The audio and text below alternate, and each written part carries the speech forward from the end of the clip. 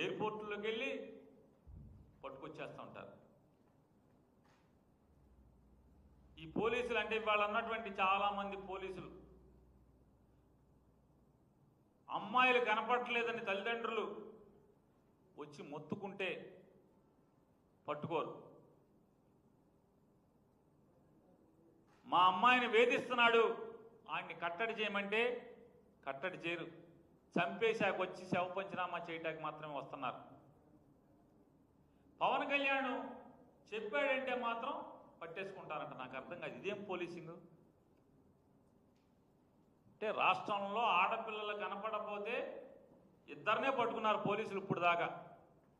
ఆ ఇద్దరు కూడా పవన్ కళ్యాణ్ గారు చెప్పారని పట్టుకున్నారంట. ఇదేం పోయే కాలం అని అడుగుతున్నాను. అంటే పోలీసింగ్ పనిచేయరా, ఉద్యోగం చేయరా?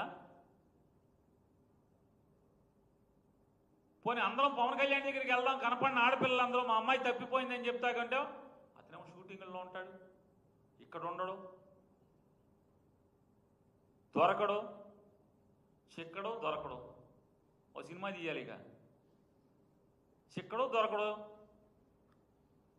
చంద్రబాబుకి ఎప్పుడున్నా మాత్రం రాజకీయంగా ఆపద వస్తే మాత్రం పరిగెత్తుకొస్తారు. ఒక చెల్లి ఒక తమ్ముడు ఇద్దరు వచ్చేస్తారు ఎగేసుకుంటా.